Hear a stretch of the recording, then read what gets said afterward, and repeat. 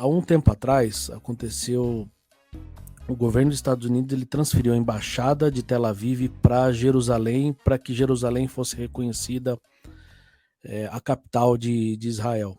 E um pastor muito famoso, brasileiro, vou reservar o nome para não ter problema, mas ele falou que se nós queremos compreender o cumprimento das profecias e as últimas coisas que antecedem a volta de Cristo, a gente precisa olhar para o que acontece em Israel. A gente já falou até sobre isso um pouco, mas existe algum papel hoje de Israel nos eventos escatológicos?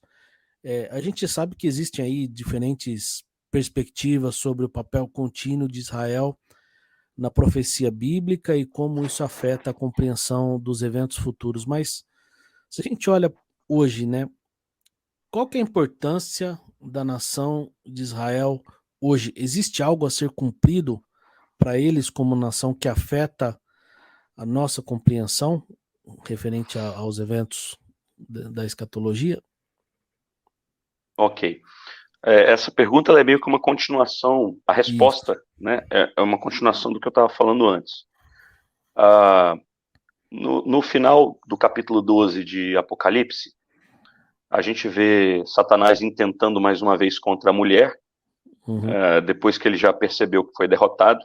Isso ali acontece após a ascensão de Cristo. Jesus ele morre, ressuscita, fica 40 dias, vai assunto aos céus. Satanás é lançado do céu para a terra, é expulso de lá, após Jesus ser coroado Rei dos Reis e Senhor dos Senhores. Isso está narrado no capítulo 12 de Apocalipse. E aí ele vai mais uma vez atrás da mulher. E aí Deus ele reserva a mulher, que é o povo de Israel. Tá? Ele pega esse povo e guarda esse povo. E esse movimento ele é simbólico para dizer que Israel saiu de cena. A nação de Israel saiu de cena. Porque o verdadeiro Israel que importa não é o Estado de Israel, mas é o verdadeiro Israel, que é o Israel de Deus. É o Israel celestial, que é o povo de Deus que Deus elegeu antes da fundação do mundo, para ser santo e irrepreensível. E isso contempla tanto judeus, quanto gentios, quanto não judeus. Então, hoje, nos tempos de hoje, nos últimos dias, depois da primeira vinda de Cristo, e até antes também, tá? Até antes também, eu já falo disso. Aliás, deixa eu falar de uma vez. Qual é o único caminho que pode salvar alguém ou levar alguém até Deus? Cristo. Não há outro caminho senão Jesus. Todas as pessoas salvas ao longo da história tiveram seus pecados pagos por Jesus na cruz do Calvário. Todas. Até o judeu lá, 3.000 anos antes de Jesus. Tá? 2.000 anos antes de Cristo. 1.000 anos antes de Cristo. Todos tiveram a sua dívida paga por Cristo. Tanto que quando estava lá, eles faziam sacrifícios de animais, e eles sabiam que o animal em si, eles não perdoava pecado de ninguém, mas apontava para Jesus. Então, Jesus é o alvo de todas as coisas. Como que um judeu hoje, ele pode ser salvo? Crendo em Jesus. Então, qual que é o papel hoje de Israel no mundo, como Estado, nação de Israel?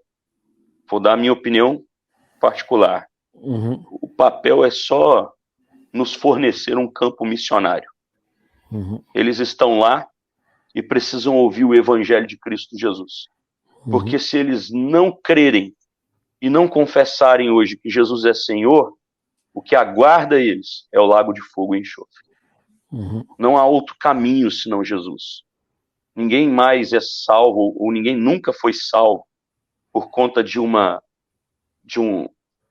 do fato de nascer dentro de uma nação. Não, mas tudo sempre apontou para Cristo. Hoje, o que acontece ou não acontece, se a capital muda de Tel Aviv para Jerusalém, um dia, a capital não, né? A embaixada que foi alterada. Se faz isso, se faz aquilo. Cara, particularmente eu sou muito fã do Estado de Israel. Eu acho muito, muito bacana, assim, a cultura, tudo, sabe? Mas isso não tem nada a ver com a questão religiosa. Sim. Sinceramente, eu não acho que essas questões relacionadas ao Estado de Israel têm alguma coisa a ver com a escatologia ou quando Jesus vai voltar e como vai acontecer. Não, eu acho que tudo está apontando para Cristo. É claro que no mundo, de maneira geral, sinais acontecem. Sinais acontecem.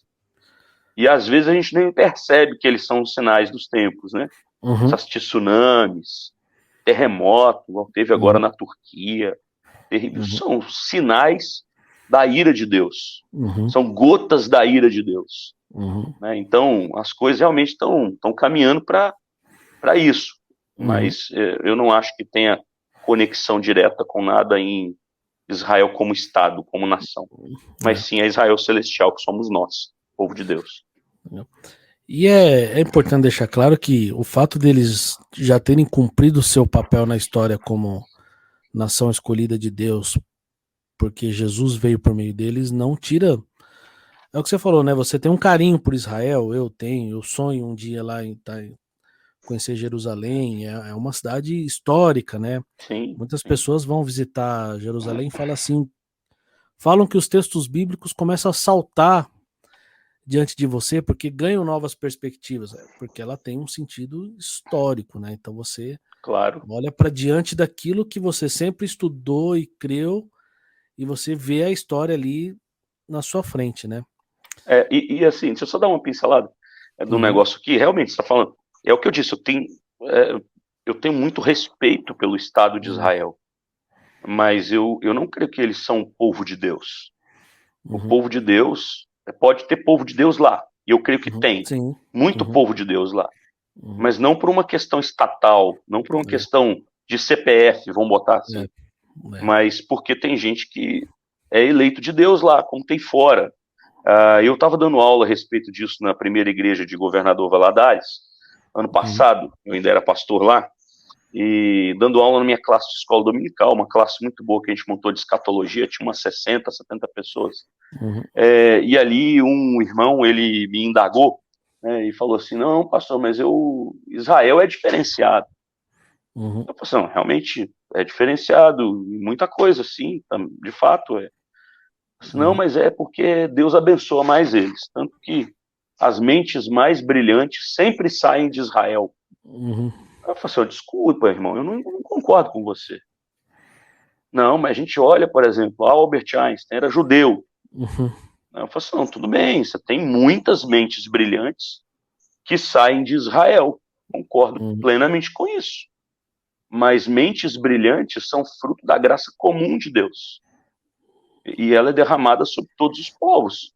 Você pega Stephen Hawking, que é uma mente formidável, que conseguiu entender até a de Einstein, e ele era ateu, britânico e ateu. Né? Então você não pode restringir tudo a Israel. Eu penso que mentes brilhantes, Deus faz com que elas surjam, e isso, de certa maneira, é usado no mundo, de alguma forma. Né? Então, eu não acho que Israel deixa eu contextualizar aí para o linguajar de Campinas. Eu não acho que Israel é a última bolacha do pacote. Eu não acho que é o último biscoito do pacote. Tá? E, infelizmente, hoje, no evangelicalismo, muitas pessoas estão achando que Israel né? Mas... E assim, isso, quando entra essa discussão, me lembra muito o contexto do ministério de Jesus e a expectativa que eles tinham ali ao longo do ministério de Jesus, onde era de estabelecer novamente a nação de Israel, né? E Jesus, por várias vezes ali dentro, você fala assim, que não é isso que eu vim fazer. Né? Tanto que quando ele volta e começa a caminhar com Jesus ali, um dos discípulos pergunta assim, é agora que nós vamos ver a coisa acontecer? Ele fala assim, não compete a mim, é só Deus que sabe, nem eu sei quando. Né? Então, é bem isso por aí. E é exatamente isso, né? Jesus, ele veio para inaugurar o seu reino. Exato. Ele já está sentado no trono. Só que esse reino é o reino do já, porém ainda não. Que ele vai estar completo e repleto no novo céu e nova terra. Isso. Né? Então, não é a restauração do reino de Israel terreno naquele tempo. Né?